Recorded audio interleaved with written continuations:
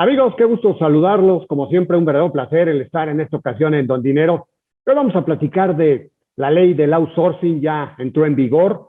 Y bueno, tras meses y meses de discusión, esta ley ya es una realidad. Más allá de las múltiples objeciones del sector privado, bueno, pues se eliminó esta figura y bueno, pues quienes realicen la subcontratación deben registrarse. Y bueno, pues hoy vamos a platicar con quien sabe acerca de cómo está evolucionando este proceso, cómo se están adaptando las compañías a este proceso, cuáles serán las consecuencias para el mercado laboral de los ajustes que se hicieron a la ley del outsourcing. Y en esta ocasión nos acompaña Alejandro Caro, él es socio asociado en asuntos laborales de la firma de consultoría EY. Y bueno, también vamos a platicar con Claudia Angélica Rodríguez, su comentario de todas las semanas. Bueno, pues la reunión de otoño del Fondo Monetario Internacional, del Banco Mundial, una reunión muy importante, sobre todo por las consecuencias que trajo la pandemia, la crisis global, la recuperación que se está viviendo en el mundo, la desigualdad que pues se está dando, la disparidad de crecimiento, las consecuencias del crecimiento mundial y sobre todo pues el Fondo Monetario Internacional hizo señalamientos interesantes en cuanto a lo que está sucediendo en México, algunas políticas públicas controvertidas, la evolución en lo que tiene que ver con la recuperación económica. Así que bueno, pues interesante, lo invito a que se quede con nosotros.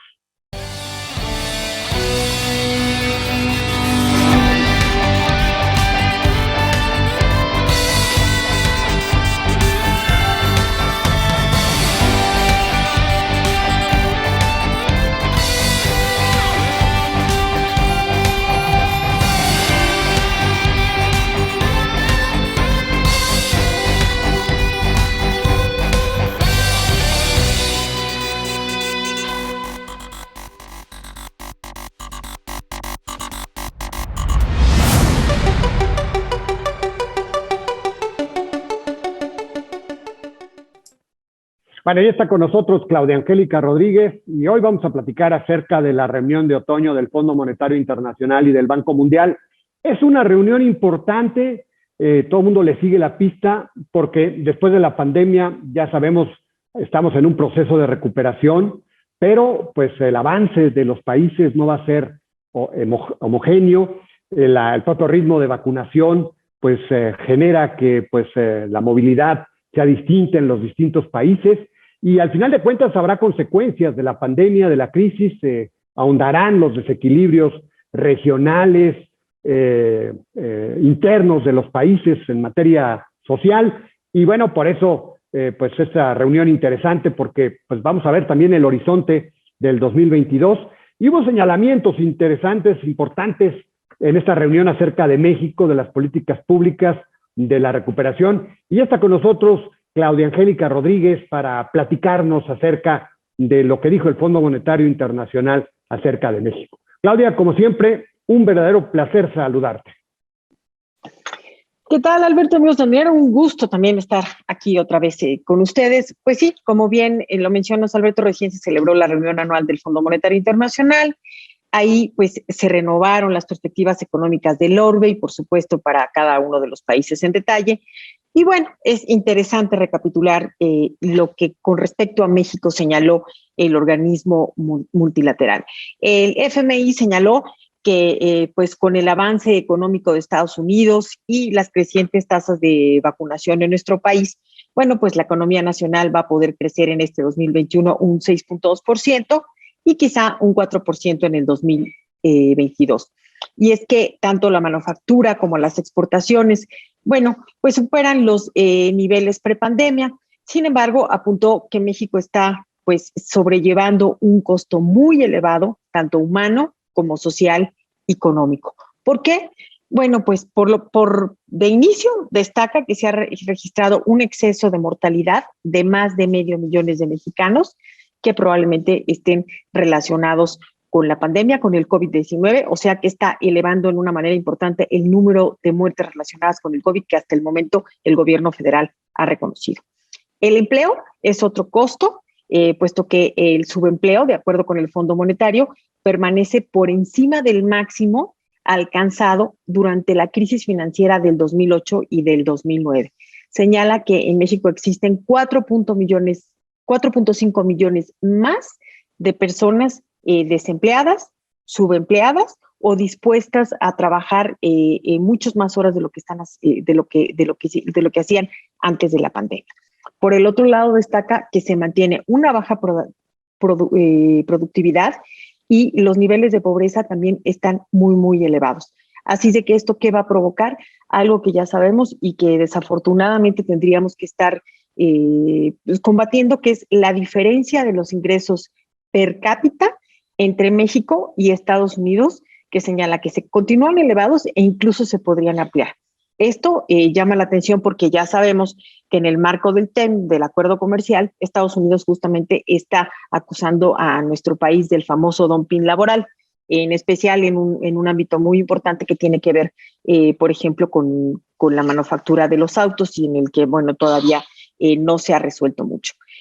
El Fondo Monetario, bueno, también destaca la disciplina fiscal y considera que en 2022 el país tiene un pequeño margen de maniobra. Esto si utilizara las líneas de crédito disponibles que existen en el mercado, lo que le permitiría al gobierno tener entre 1 punto y 1,5 puntos más para el gasto social, porque señala que obviamente México fue de los pocos países que hizo muy poco por ayudar a sus empresas, a los empleados. Ya sabemos pues que no hubo muchos apoyos. En contraposición, destaca el elevado costo que va a significar Petróleos Mexicanos para las finanzas públicas y considera que sería muy favorable un cambio de rumbo en lo que tiene que ver con la reforma eléctrica, lo cual ya sabemos pues no se tiene para nada contemplado, sobre todo porque pues apenas hace unos días, obviamente desde hace unos días se está discutiendo en el Congreso esta famosa iniciativa de reforma constitucional para el ámbito eléctrico de nuestro país,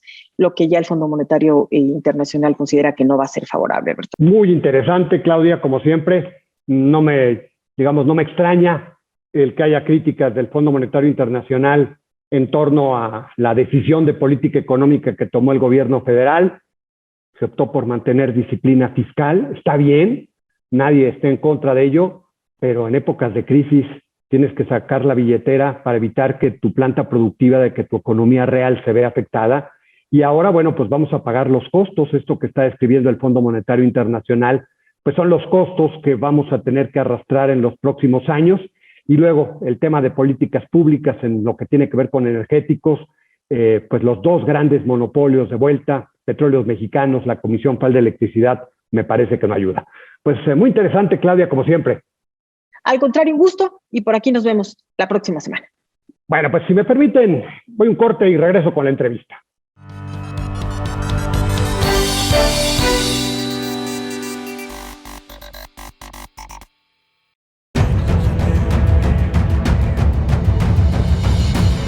En 1986 nació Información Dinámica de Consulta con la misión de dar información a profesionales del ámbito jurídico. Evolucionamos contigo y en 2001 logramos informarte en tiempo real gracias al nacimiento de IDC Web. Dimos paso en el 2016 a Foro IDC, un evento de alto nivel para el impulso de la competitividad del empresario mexicano. En 2017, unificamos cada avance bajo el dominio www.idconline.mx. Hoy puedes encontrarnos en múltiples plataformas con información vanguardista y especializada para capacitar e informar a los elementos clave de las empresas.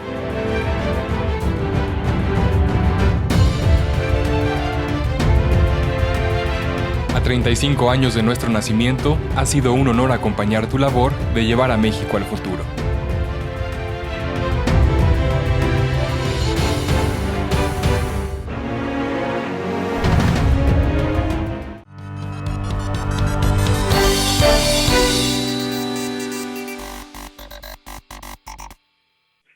Bueno, ya estamos con Alejandro Caro. Él es el socio asociado en asuntos laborales de la firma de consultoría EY. Y pues me da mucho gusto saludarte, Alejandro. Gracias por la oportunidad de platicar con nosotros unos minutitos acerca del outsourcing. Alejandro, pues, ¿cómo está evolucionando el tema del outsourcing? Pues ya lo platicábamos, entró en vigor pues ya hace algunas semanas.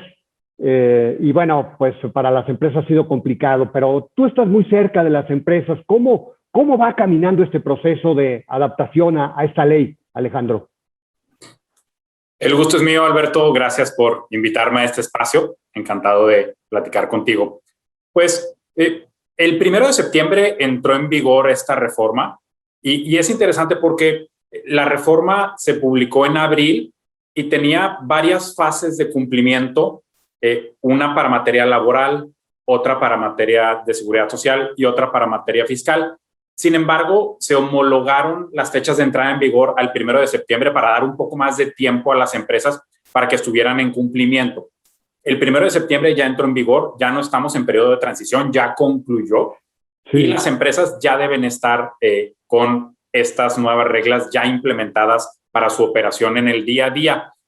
Y muchas empresas ya han hecho los cambios necesarios. Yo diría que el cambio más relevante es que al prohibirse la subcontratación, entendida como poner personal a disposición de tu cliente, con la excepción de que únicamente puedes subcontratar servicios especializados, que son los que no son parte ni de tu objeto social ni de tu actividad económica preponderante, con una autorización de la Secretaría del Trabajo, un registro en un padrón. Ese es el cambio más importante. Entonces, muchas empresas que estaban recibiendo o prestando servicios de subcontratación que ahora se vuelven prohibidos, ya no pueden ni prestarlos ni recibirlos, salvo aquellas que estén registradas. Y el registro son aproximadamente 120,000 empresas a nivel nacional que estaban en esa situación y 71,000, según los últimos datos de la Secretaría del Trabajo que emitieron el día de ayer, ya están registradas. Sí, esto es el famoso REPUBE, ¿verdad?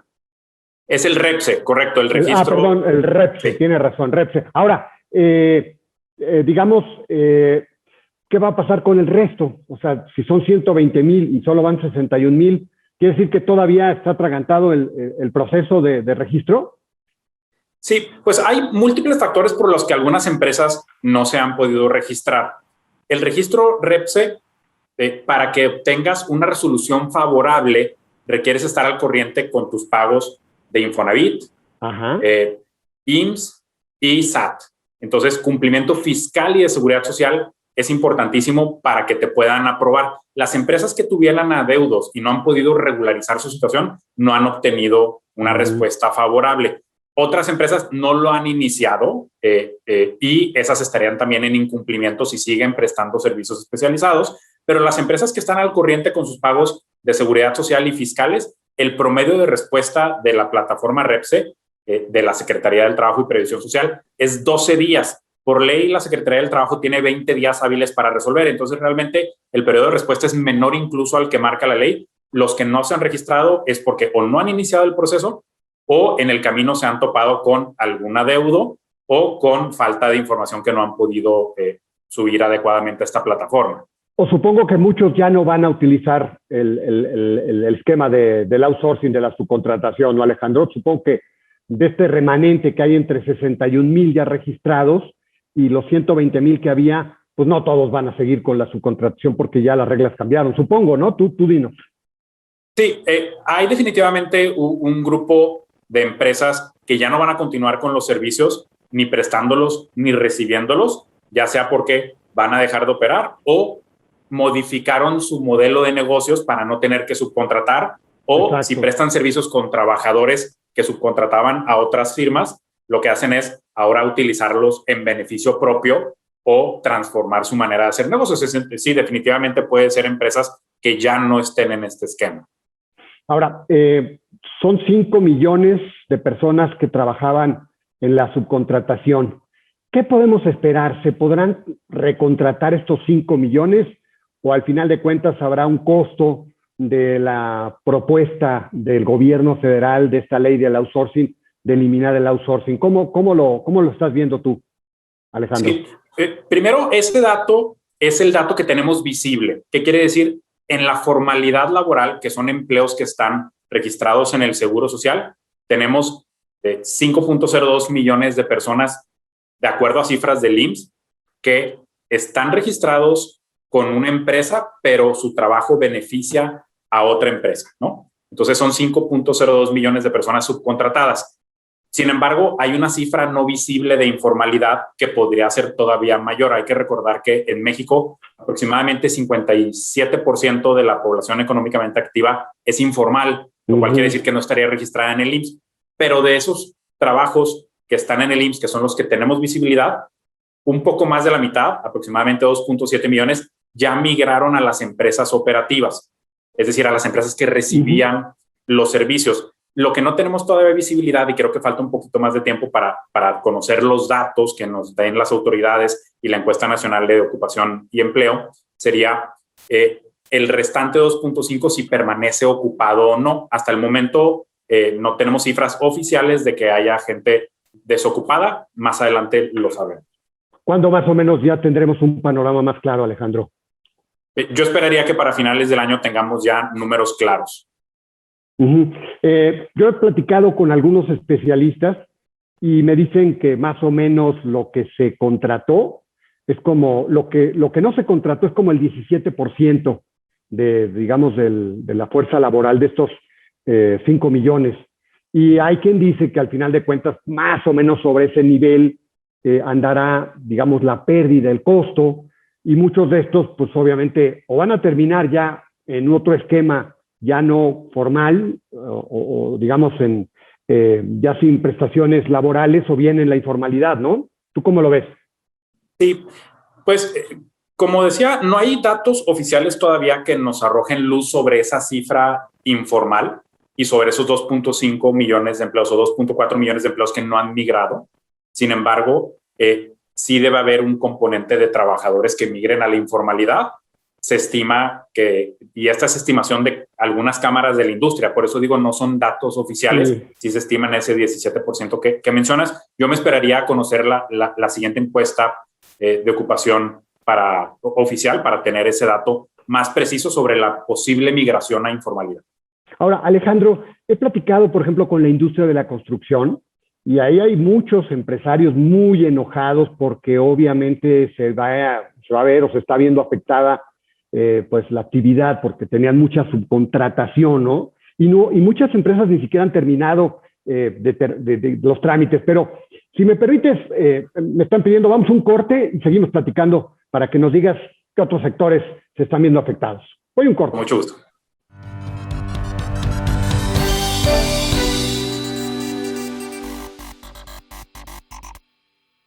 Vivimos en un mundo dominado por las tecnologías de la información y la comunicación. Los medios de comunicación mejoran el alcance y el impacto de nuestros productos y servicios. Incrementa tus clientes y gana posicionamiento en tu marca.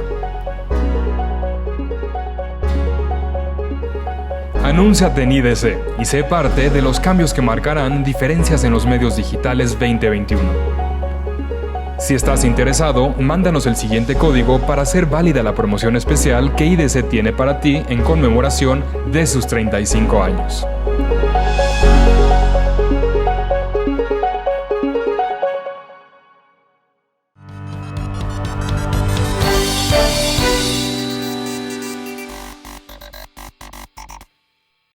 Bueno, estamos platicando con Alejandro Caro, él es el socio asociado en asuntos laborales de la firma de consultoría EY.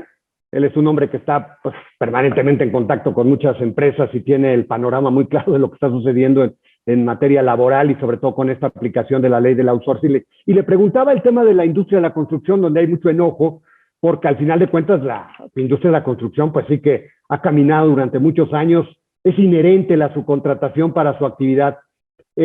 ¿Cómo les está yendo, por ejemplo, a la industria de la construcción y qué otros rubros se están viendo afectados, Alejandro, en su quehacer cotidiano por esta ley? Claro, la industria de la construcción tiene muchas particularidades porque, por definición, cuando construyes, lo haces en el sitio de tu cliente. Entonces, la interpretación sobre qué es subcontratación, que decíamos es poner personal a disposición, aún no hay claridad de qué van a considerar los tribunales, que es poner personas a disposición. La Secretaría del Trabajo, a finales de agosto, emitió una guía de interpretación de esta nueva ley que subió a la plataforma REPSE.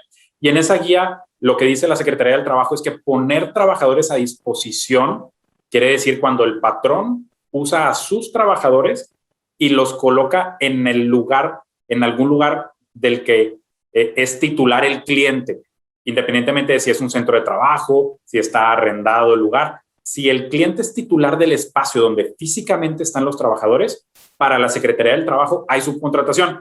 Y es ahí donde, digamos que esa interpretación tiene implicaciones enormes para la industria de la construcción, porque por definición todos los trabajadores de la construcción van a estar en el sitio del cliente. Sí. Entonces, lo que ha hecho la industria de la construcción es, incluso ya hasta coloquialmente le pusieron nombre, que es cadena de REPSES. REPSES es este folio que te dan para autorizarte a dar un servicio especializado, que es el contratista tiene un REPSE, que es decir, una autorización para poner trabajadores a disposición para coordinar la construcción, y los subcontratistas, quizá el que hace cimentación, el que hace electricidad, a su vez tiene un REPSE a favor del contratista. Aquí el punto más importante va a ser que entre las distintas autorizaciones de servicios especializados no se traslapen, porque tú no puedes prestarle a alguien un servicio en el cual forme parte de su actividad económica preponderante. Es decir, alguien que hace cimentación no podría prestarle trabajadores de cimentación.